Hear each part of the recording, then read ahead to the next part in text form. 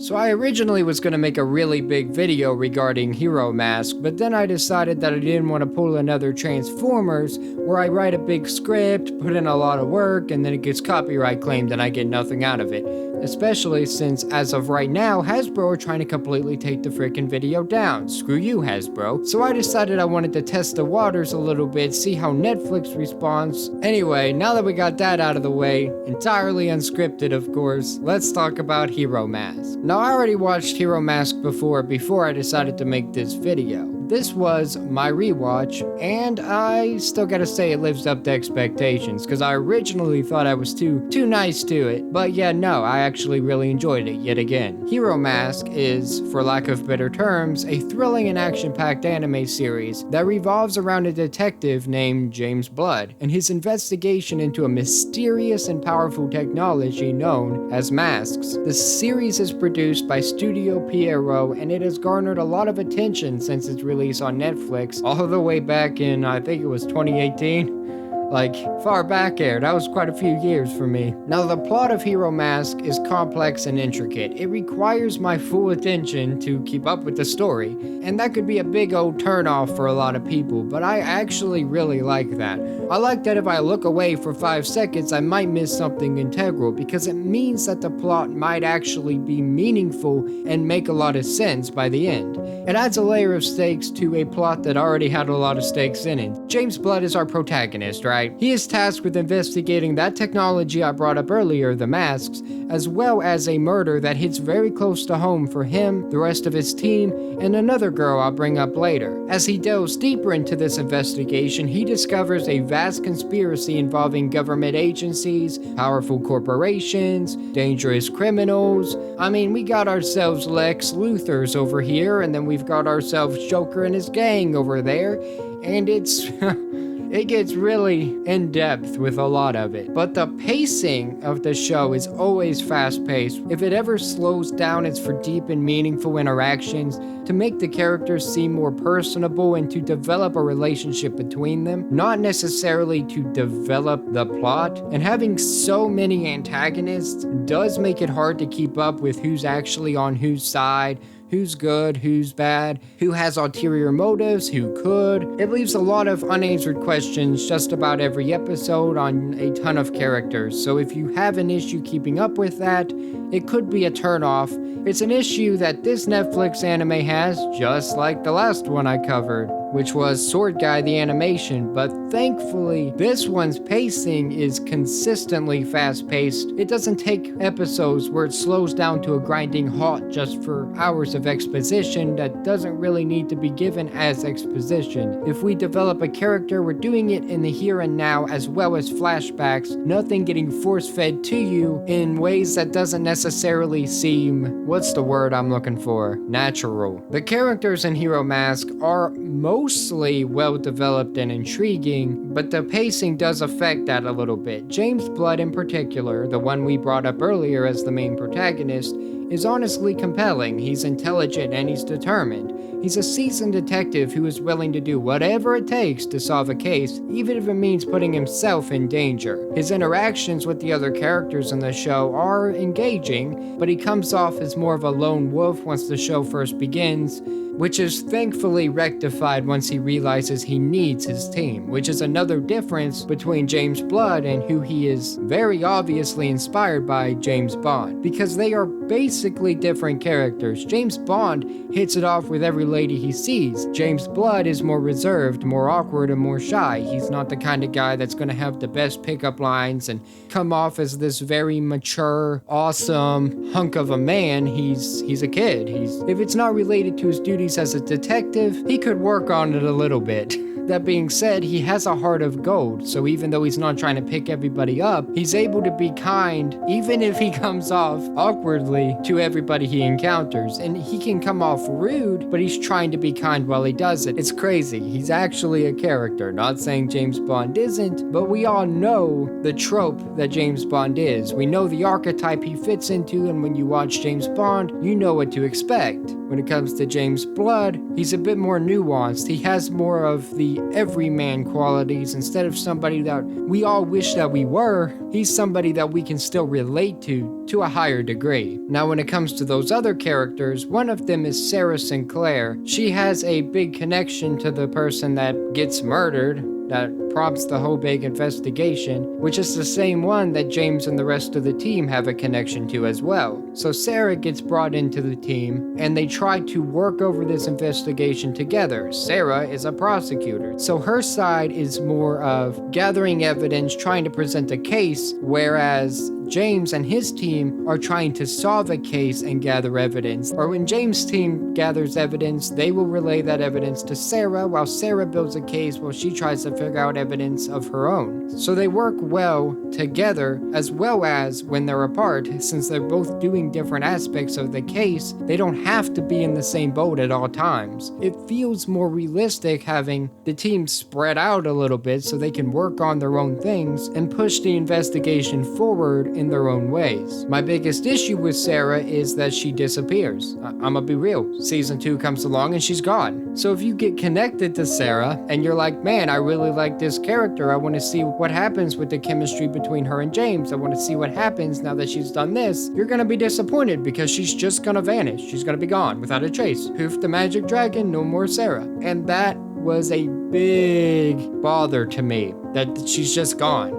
That they set her up and that they write her off. So if that's something that'll bother you, you really need to keep that in mind before you start this show. The other characters on the team, however, get to remain on the show. One of them is Eddie. He is a tech whiz, let's call him that. He's the guy behind the scenes on the computer. He works his best work behind a desk, and he's always there if you need him. He's the guy in your ear, and in this case, the guy in your eyes. They have contacts so he can see everything, okay? It makes sense, just believe me. Eddie also shares that commonality with James, where he's willing to put himself in danger though, especially when it comes to somebody asking him to do something. He goes all out. You want him to investigate something? Sure. He can do so wholly online, or he can pick up his laptop, pick up a tablet, and go to that location to figure it out firsthand. He's also involved in one of my favorite storylines throughout the show, involving a certain character, and it has a lot of heart. And Eddie's reaction to it all, how Eddie is willing to put himself so far to the edge that he could die in order to help this person out, it really develops his character and shows him as being far more than the techie behind the desk that we see in a lot of crime procedurals on cable TV. He's honestly my favorite character out of the main cast, and I'm really glad that they do him a lot of love and a lot of justice throughout the series. When it comes to the main man himself, the guy that leads the team behind the scenes, the old man or woman that all these shows have, the heady from NCIS Los Angeles, we got ourselves Lennox Gallagher. Now, Gallagher is a father figure to practically the entire team, but he is legitimately a father figure to James Blood. Without him, who knows where James would be today, and although James acknowledges it, I don't believe Lennox gives himself credit for it. He's a seasoned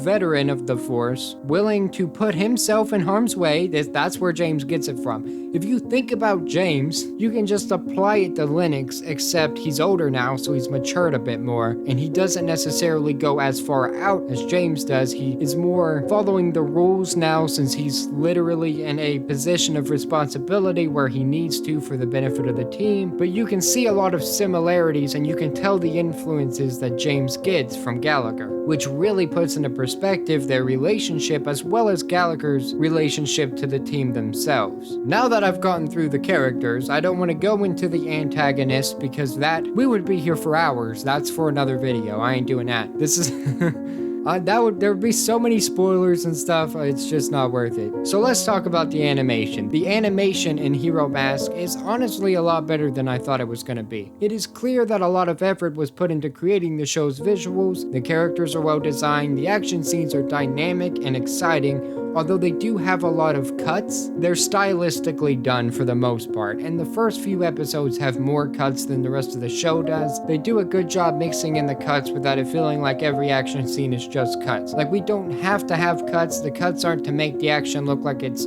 cooler than it actually is. This is not, Mile 51 or whatever that movie was with Mark Wahlberg. It's not that, okay? We have action scenes without the cuts, and then we use the cuts to make the action scenes have have more style. One good example is a chase scene where they do a lot of cuts. There's a ton of them. A ton of them. It is a car chase. Every time we shift, we get a cut there. In order to make it look like they're going faster, there's a cut there. There's cuts around every turn. There's cuts here. I believe they put too many cuts into this one, but you get a good idea of the style of how they are using it in order to make things seem more, well, actiony. When it comes to the choreography itself, aside from the cuts, the action scenes have pretty good choreography. Somebody kicks, you can see him block. Not all the fights will be up close. We'll get more of a zoomed out shot, more of a landscape perspective where we can see both guys tussling. It's definitely not on the level of the Raid movies or anything, even though with animation you could definitely do that and I'd like to see more of it, but they are exciting and they keep you engaged. The series also deals with complex themes, which is what makes everything seem confusing if you don't pay a lot of attention. We deal with corruption, power, morality. As the story progresses, we become forced to question motives of characters, organizations involved, whether or not we could trust anybody by the end. The show does a good job exploring these themes without it becoming too heavy-handed or preachy. It doesn't necessarily feel like it's bringing up corruption to shove it down my throat. It's bringing it up in a realistic and necessary for the plot manner. Nothing is overly political, nothing feels overly forced. It works really well. Something else that works really well is the voice acting. The voice acting is honestly excellent. The actors do a good job bringing their characters to life, and the English dub as well is also well done, with the voice actors delivering their lines convincingly with a lot of conviction if they need to. The way that some words are presented could make you consider whether or not they are being told literally. They have a lot of body language as well, so when some characters are talking and you're trying to figure out whether or not what they're saying is valid, questioning the validity of their logical statements, they could be tapping their leg or tapping their foot, or their eyes could be shifting a little bit more, and it helps really push forward whether or not you should believe what is being said. Another sound that is a big standout is the soundtrack. The music is composed by Hisaaki Kato, and it does an excellent job of setting the mood and tone of each scene. The opening and ending themes are also memorable, and they suit the show well, especially the opening. The opening theme has paper folding for the masks, and it has a James Bond-esque, theme. The music suits it really well, let's just say that. It sounds like it's Bond music. It sounds like it would be in a spy show. Besides Whiskey Cavalier had their own dad play music for their spy show, and I loved it with a burning passion. But that's another video for another day. Once you get past the themes, the world building is also done pretty well, with the show's creators putting a lot of effort into creating a believable and immersive world. The technology in the show is well thought out and honestly pretty realistic, besides the fact that the masks can get a little bit more superhero-y than I would have honestly liked, but the show's use of what seems to be real-world type of locations really does add to the overall authenticity of it. It helps you become immersed without questioning, wow, this mask makes this guy into a superhero. It's still something you could consider as a possibility, although I do wish that they had more buildings and stuff that we went into and then we saw it again and they were named and they had more of a relevance throughout the show, but it still suits the show well and it's not really a detractor in any way. Now the ending of the show is thankfully not a cliffhanger. It's honestly pretty good and it brings the show to a satisfying conclusion to a point, but it does leave a lot of questions unanswered, and that bothered me a little bit, especially considering how out there it is. It leaves it open in case they ever make a sequel series, but I guess we'll see. It does a good job overall wrapping up the main plot and providing some semblance of closure for us, unless of course you're still worried about Sarah Sinclair, because she's gone. I'm sorry, she's out. So overall, I do believe that Hero Mask is a good anime series that is well worth watching. It has a complex plot, well-developed characters, impressive animation, it's engaging, it's exciting, it's good. And I know I ranted a lot here and probably said a lot of things multiple times, but this is what happens when I don't want to write down a script. I do what I want, okay? It's my channel. Come at me, bro. Come at me. No, seriously though, if you made it this far, thank you. If you're a fan of action-packed thrillers, just give it a watch. Just try the first few episodes. If you're not engaged, that's an hour of your life. Who cares? Who cares? It's just an hour. You get to see some good action anyway, so it's all worth it in the end. For more news, reviews, and whatever we choose, stay tuned on Nerdsfeed. I appreciate you. Have a great day.